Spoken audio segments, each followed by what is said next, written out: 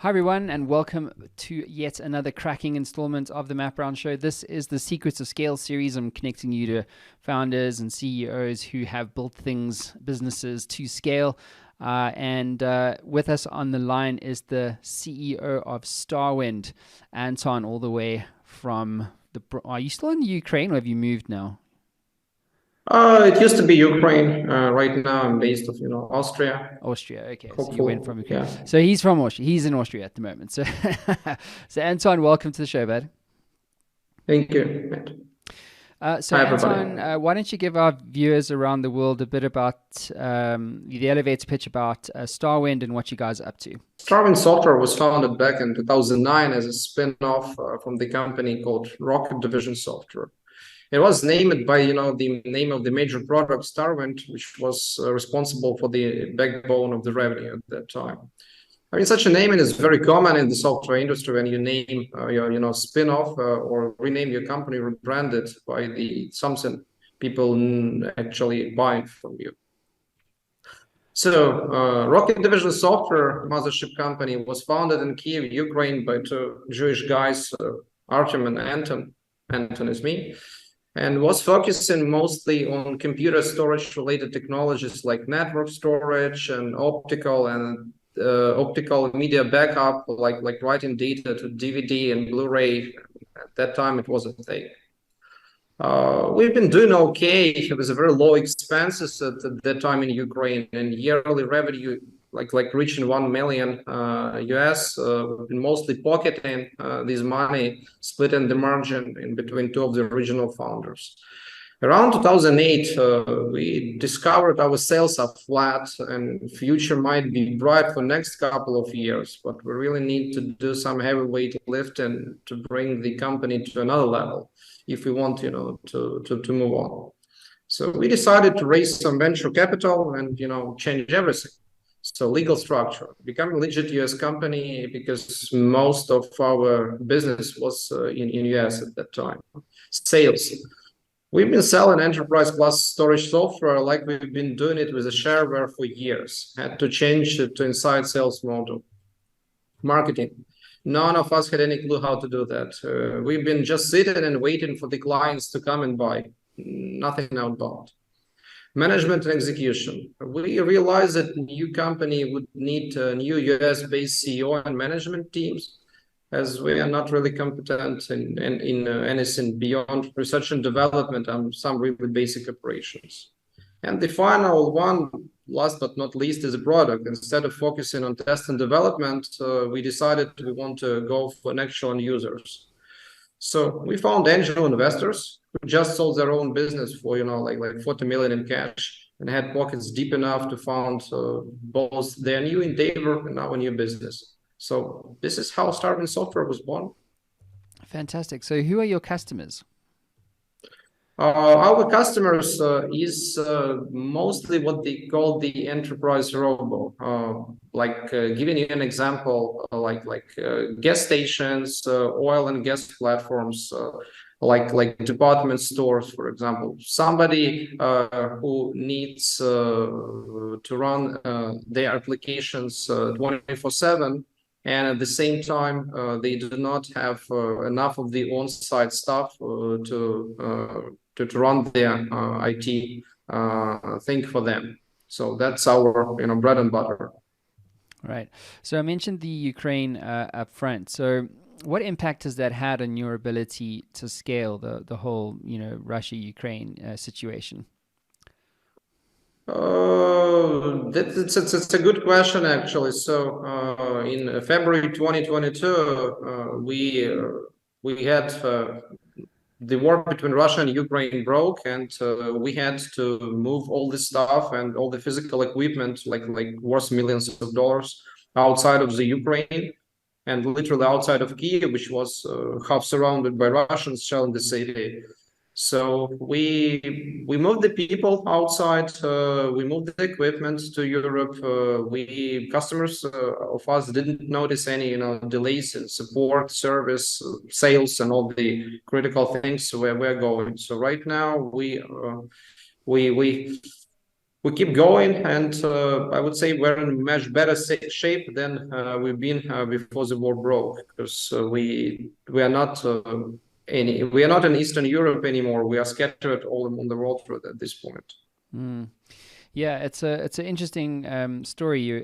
When I met you, and that you were describing to me how, even though the company was like sort of Ukraine based, it's like, if you have to literally lift and shift your entire operations because of something that's not in your control. I mean, that's got to be quite a daunting prospect when it comes to not only scaling a business but just general day-to-day operations. You guys are doing roughly $15 million a year.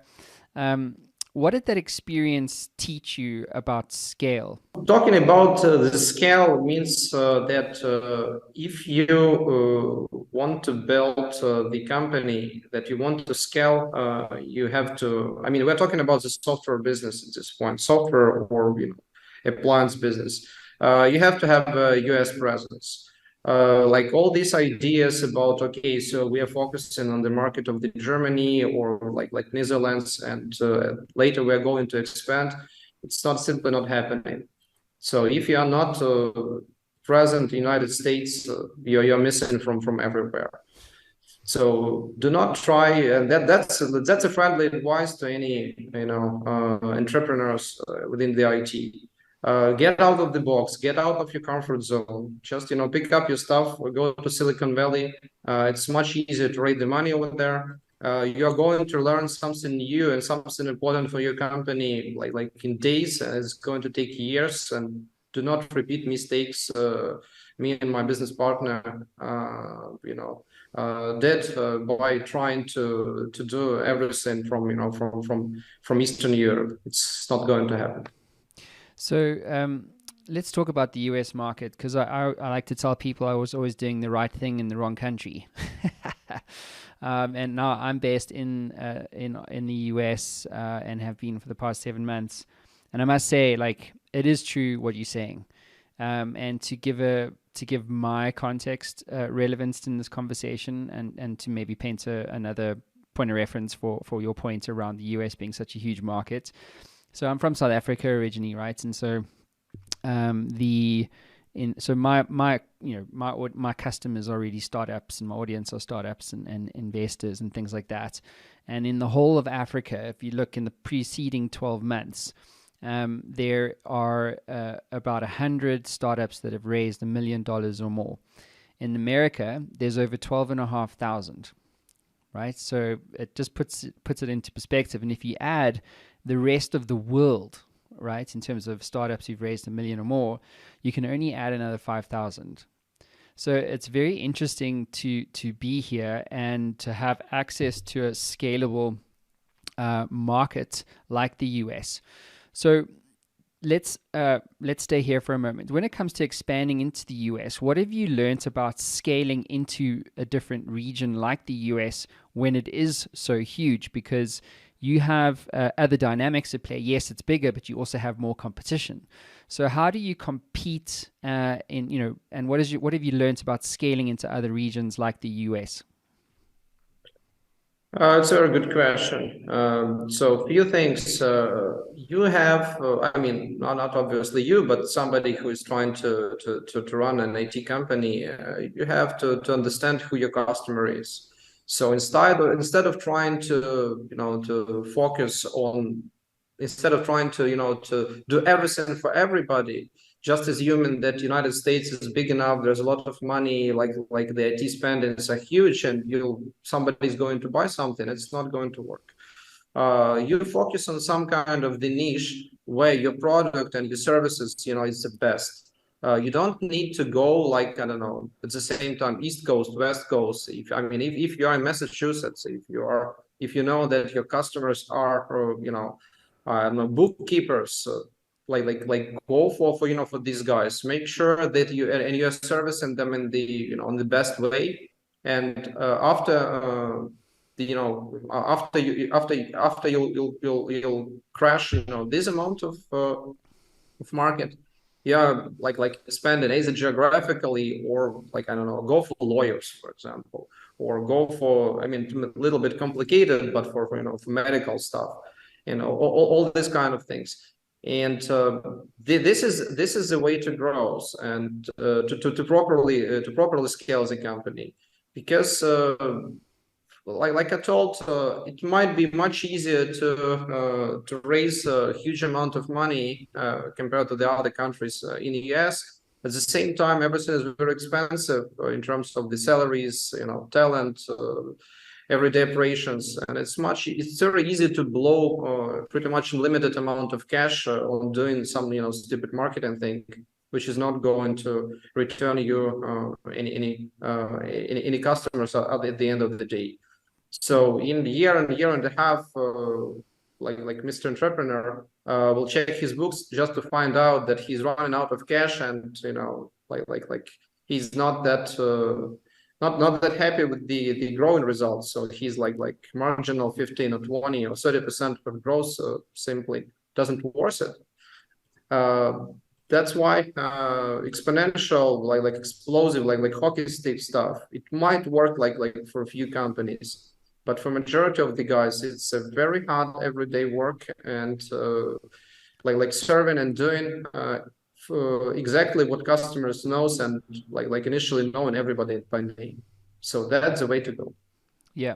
It's not always as easy as you think it might be. You know what I mean? It's like, okay, cool, yes, your market's 12,000 times bigger as an example, but that doesn't mean that you're able to compete here. Like, for instance, if you one of the key stats I remember from last year was that we talked to a founder talking about R&D in the medical space and investment space in terms of grants, and he was basically saying, like the US is, in terms of R&D, it's the only market. It's the only market in terms of, like, it's literally like in trillions. It's the biggest R&D market in the world. And then there's China. So if you're looking for R&D grants, it's like you have to look at the US, because it's not sitting in Africa. And in many cases, it's not sitting in other parts of the world.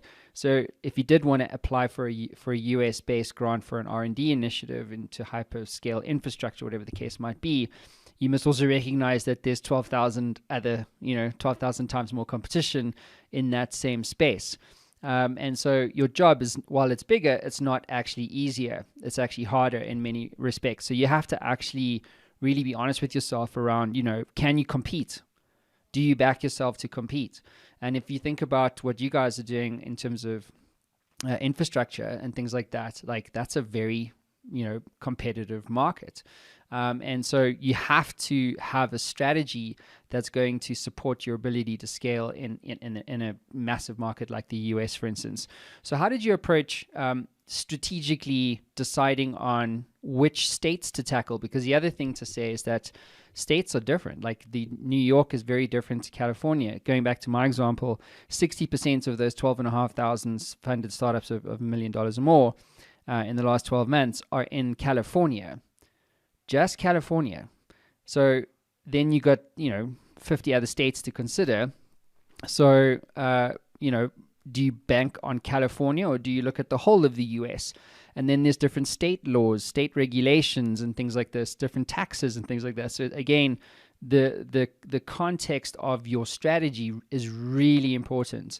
So how did you guys resolve that for StarWind?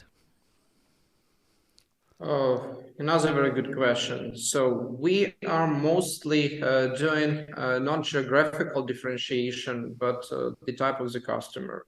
So let's say the gas station in Nevada is not much different from gas station in California and from the gas station, I don't know, in somewhere like Omaha, Nebraska.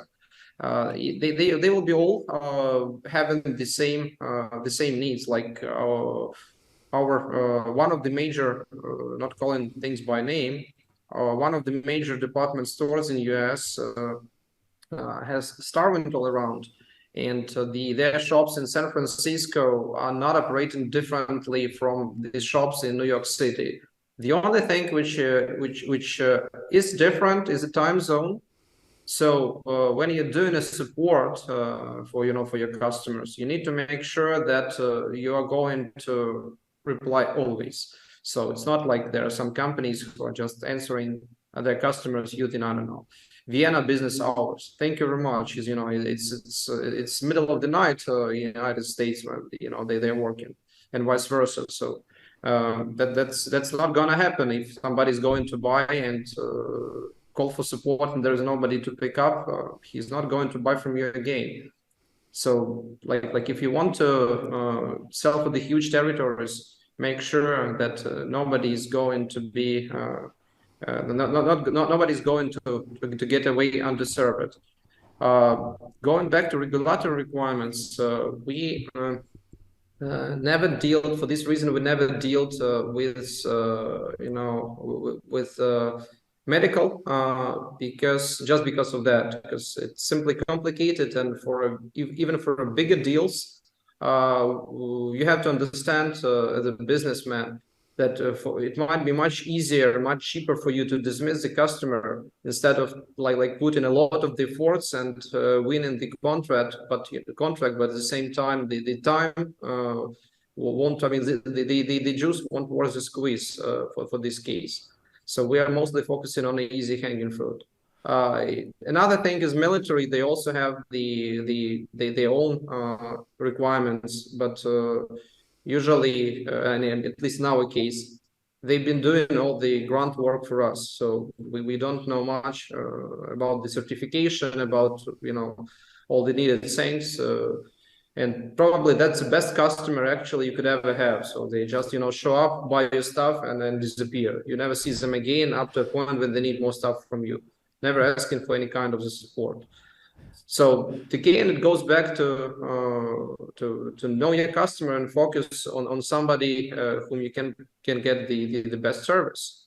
So that's for us was the key to expand from Europe to the United States. All right, guys, we're going to take a quick break, and now a word from our sponsor.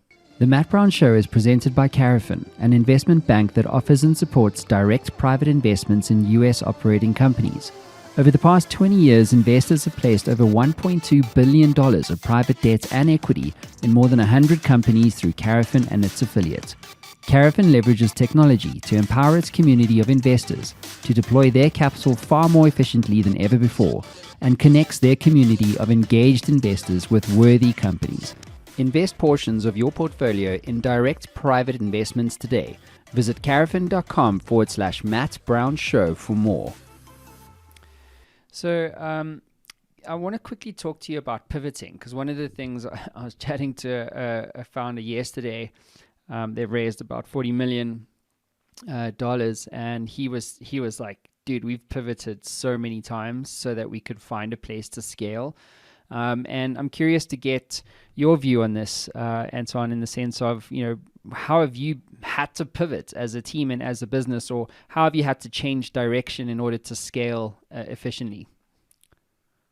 It's another very good question. So for us, let's say for most of the people, pivoting is just changing your product. Let's say you've been doing something and then you decided you need to do something else. Like you've been selling apples, and apples were not selling, so right now you're selling apple juice. That's a pivot. But again, like selling, it's not just about the product. It's also about how you sell, whom you sell, and all these kind of things. So we changed everything. So initially, our customers were super businesses. So somebody who was buying our product, embedding it into their own solutions and selling to the end users. It was okay, but we found that if we'll skip a middleman and going right for the customer, then we have a much better margins, and we can and enjoy and benefit from from talking to end users. So it's much easier to adjust and make your product better and much better fitted. So for us, it was one pivot. Second one was sales model. So like I mentioned, instead of just doing nothing and having the numbers published on the websites with the links like click here and put your credit card and buy, we changed the way we're selling. Then we changed it from direct sales to channels. So that's a very important way to grow, because you always be limited in what you can do yourself. If you're not doing any channel strategy, if you don't have any solid channel strategy, then you're going to hit the ceiling sooner or later. We also did it. And finally, we've been playing with the product in a way, like initially we've been software for businesses, then we become the software for end users. Then we found that if we're selling the physical appliances with our software, then we are making more money. It's easier for us to hide a bigger margin in a $100,000 product. If a customer doesn't know how much software worth of it, it's easier to make money on services on top of it, and also we're getting margin from the hardware as well. So that was for us was another pivot. And right now we found that we also want to do another thing, and instead of changing the product for the StarWind, we got a separate company, being a spin-off from the StarWind again right now. So right now StarWind became a mothership company for the new company. The name I cannot mention yet because it's going to hit GA and sell in in a few weeks. And that is this company is doing totally different thing to what StarWind is doing. So that's also a way of a pivot for ourselves. Mm-hmm. So we could make money on just pivoting. That's hilarious. Can just make money or pivoting. Yeah, I don't think there's a business I've ever built where a pivot hasn't happened at some point. You know what I mean? Like in other words, I don't think anything scales unless you pivot at some point. Like, you know what I mean? Because there's the business that you start, and then there's the business that you become at the end of the day. And so and markets always move. It's like you just don't know what you don't know. So you have to change your products, your services, your customers, especially even when you're looking at scaling into international markets. All of that also changes potentially.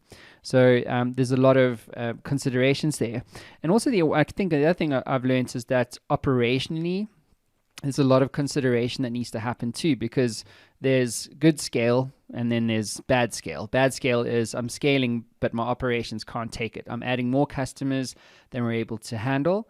And as a consequence, my services fall over, my infrastructure falls over, blah, blah, blah, blah, blah. So I'm curious to get your view. Can you describe a specific instance where your company had to scale its operations quickly? I believe that would be exactly the support structure for the newer company, because we technically did a split. So half of the RD guys went working on the new product, and we kept the half of the original team. Then we hired more people, and at some point we had two teams working on the product, on two teams working on two different products, which was fine. We thought that with the support structure is going to be the same, but we dramatically had to miss the boat with our approach, and we found that let's say customers we are selling our new product which is an object storage appliance. They are way more expecting on what we are going to do, and the product itself is much easier, much more difficult to support. And even with the limited amount of the better customers, let's say for every single item, we had to put like at least 5 times more of the manpower to do virtually the same things. So we had to explode our support team, and instead of like having a fixed pipeline and having the new staff trained like a well-oiled machine, we had to do it in a rush. So we did it, but it was not an expertise I would like anybody to have experience with. That's that was for us was a operation scaling in a bad way example. Yeah. What role has strategic partnerships played in your ability to scale? First of all, these are big names. let's say you can squeeze a little bit more of the dollars by using some like no-name server. So you can, either way, you're having custom bezels on servers. So like customers not expected to know what components you're using inside your physical hardware. But if you're flipping it upside down and saying, hey, you know what, we're using Dell, which is probably the most expensive and the most high quality server, which is kind of, the Mercedes of, if we can use this this comparison of the servers, it definitely adds more value to your product, and customer has more trust in what you're doing because you're partnering with the big guys. So you're doing the right thing. The same about like our strategic relationship with Mellanox and NVIDIA at this point. If customer opens the box, I mean, he should never do it, but if he does, and unfortunately most people do it just for fun to find out what did they sell to me, and they find some cheap networking inside, they are not very happy with this fact. But if they know that you are with the leader and you have an official relationship with this leader, it makes much more easier for you to close the deal, and also customer is going to stay with you after he's seen that you're using high quality components, your support is brilliant, and your service is good. It like just adding it adds you points. That's what I mean. Yeah, good point. So when you think about how you guys have scaled, going back to when when the Ukraine war kicked off and then your VC pulled out, it was like it wasn't the end of the road for you guys, and then of course there's obviously other failures that have happened along the way. When you think about scale, what has been the biggest failure in the context of scale for you guys? Biggest, I believe for us it was when we started at the very beginning of the company. We didn't realize that product that we are selling to to the customers, that actual real commercial end users that much different from the test and development environments. So these are two different markets. It turns out, and two different use cases. So they might look similar from the technology point of view, but the requirements are so different that, let's say, you're getting into a situation when you're putting $1 into marketing, and you're getting like $2 back. You say, okay, I'm going to throw $10 to marketing and expect 20 back. It's not happening. You get 10 and you get again 2 or maybe 3. And for us, it was it was a disaster. So we didn't realize that blowing up money for marketing is going to have such an impact on us. So it took us a year to realize what we're doing wrong.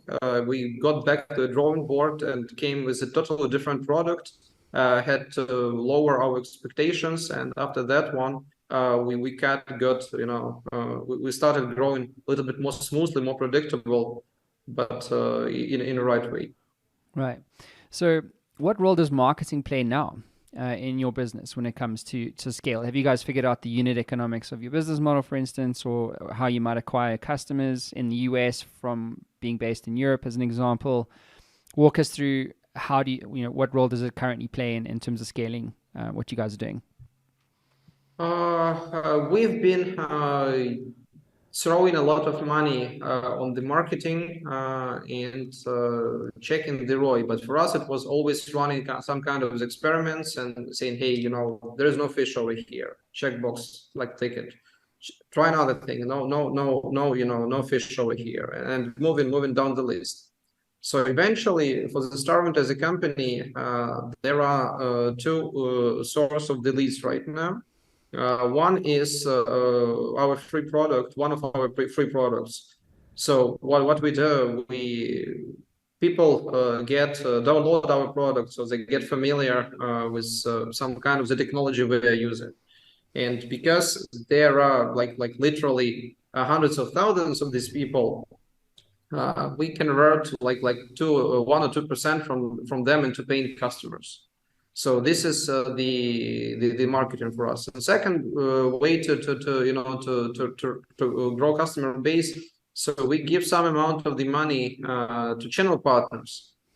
They run their own activities. Some of them are real small, either focusing on some particular niche. Like for example, if you check TSA and surveillance in major US airports, all these ones are running on the StarWind.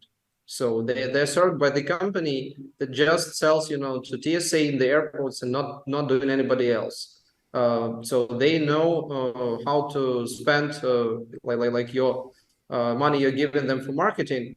Unfortunately, there is no way to to grow exponentially over there because the amount of the customers is limited and they're all known by name. But you go with some other type of the partner, and that's an example how to generate the leads or generate the deals that are actually born in channel and are not related to what we are doing directly. So Anton, that's how marketing is done. Anton, do you believe in product-led growth? Do you feel like that's a real thing when it comes to scale, given where you guys are at in terms of your stage of company and maturity of company? No, I'm not sure. Yeah, Not I sure. don't know. I think there's this whole idea around network effects, right? So it's kind of like what Dropbox did, where they were like, cool, so you sign up and we'll give you like 100 megs of free cloud space, and then you take up, but you have to refer 3 friends. The idea of it's product led growth.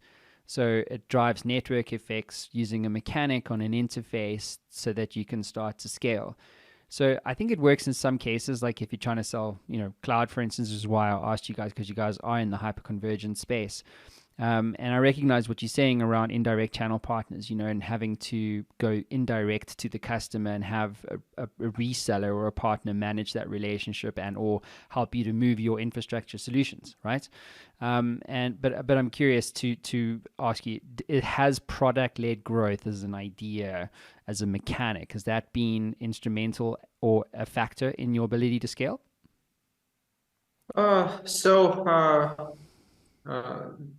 What we found, there's actually a gap, which means if you have a paid product and free product, and you expect that some of your users, because like what I just told a few minutes ago, it was a little bit of the simplification, which means that if you expect free users are going to convert into paid ones, this happens, but you have to run a real big numbers of these free users. What's more happening is that somebody's using your free product and he's definitely mentioning your product to his colleagues, to his friends, and whatever. So there's a disconnect in between who is using a free product and who is buying you. So at some point, if you have a very popular free product or free offering or whatever, it can be like you mentioned it, free capacity. You might see that some customers are popping around and you cannot really trace where did they come from. So what they did, they just got a word of mouth and a reference from somebody they know and whom they trust, and they're going to buy from you. So this is happening. But it is very difficult to have this process, being controllable, or it's more difficult, to increase it and just, come with the idea of such a popular product. So everybody is doing this one, but it's there are very few actually enjoying from this model, and very few found a way how to scale it. So that's the point. Yeah, exactly. So I want to have a quick bit of fun with you, Anton. If I could give you the keys to the Matt Brown Show time machine, and you could go back to yourself on kind of day one of this whole StarWind venture, what advice would you give yourself about scaling StarWind on day one? instead of sitting and trying to run operations in Ukraine and having just management and sales and partner marketing team being US based, just pick up all the stuff I have, pick up all the kids, wives, and whatever, and just move to Silicon Valley and sit next to your CEO and see what he's doing, learn from him, at some point fire him, and either stand on his place or find and hire somebody even more experienced. Because this kind of when you have a company in the US and you are somewhere else, this kind of the business tourism is not really working well. So it's a disaster. That's classic. That's classic. We're going to take a quick break and we'll be back. Scale your business with your own AI-powered digital marketing assistant. Sign up today and get $250 of your first month's ad spend back. Check out meetotis.com/rapid returns for more. Raising money for your startup? Well, why don't you close your next funding round fast? Get investor-focused media and FaceTime with relevant investors in days. Visit showworksmedia.com for more. That's showworks with an X, media.com. Anton, I wanted to quickly ask you about culture. I think one of the things I'm seeing talking to startup founders here in the US is how distributed their teams are, not only from a regional perspective, meaning you have a lot of people sitting in different states, but they're actually working with PR firms in Europe, or they have a development team in Istanbul, or they have a creative team out in South Africa, for instance. So I'm curious to unpack the role of culture in your company, and how have you been able to scale culture in a distributed fashion, given that this is now the new normal? Another good question. So eventually, if you have a company where everybody works from the different locations, so right now, for us, before 2022, we had like US team. We had a few people in Europe, mostly covering local sales, like UK, Germany, like Spain, France. But the backbone, the core of the team, like 80% were in one place in Ukraine. Obviously, it was like Ukraine and everybody else, and they felt a little bit of the foreigners, regardless of what we're going to do. They feel so much, separated, that it was not helping much in having a shared company DNA. But as long as everybody, got scattered, and there are maximum like 10 people sitting in one place, you just have to do it. Eventually, it happens very naturally that you start that all these people who were working separately from their homes, like from Ireland or from Spain, they understand that right now everybody's in the same shoes, and everybody not much different from them, and they don't feel aliens anymore. And we, during these 8 or maybe 9 months, we achieved much better solidity of the team that it took us previously like 10 years. So that's one of the reasons. Second one is like a huge amount of pressure put right now on the people, and under pressure, people either break or they become stronger. For us, it was also very helpful that we survived together as a company, as a team. People had to understand that, okay, I have to work long hours just because my colleague, my friend, he has power grid failure because of the shell, and so he physically has he physically cannot work, so I have to to spend 2 or 3 4 more hours doing his job and supporting him. It also helps a lot. So after that, all these borders, they start to shade, fade, and eventually going down. What are you struggling with right now when it comes to scaling? A few things. First of all, is like I told, our own marketing model, which is a freemium one. it is limited in terms of that. We have one product, free product, that does really well. A bunch of the other ones that are not doing so well. And to increase our own outbound activities, our own outbound marketing, we have to come up with the other popular product, which is not that easy to do. So we keep experimenting, but for now we maximum reached like 15% of the performance of the top-notch one we had. So this year is going to be the one that's going to break it or make it in terms of could we be able to scale and use the freemium model for us. So I see how to make like 15% more sales compared to previous year with just our own activities, but not more. And second one is our approach with going with a very niche use cases.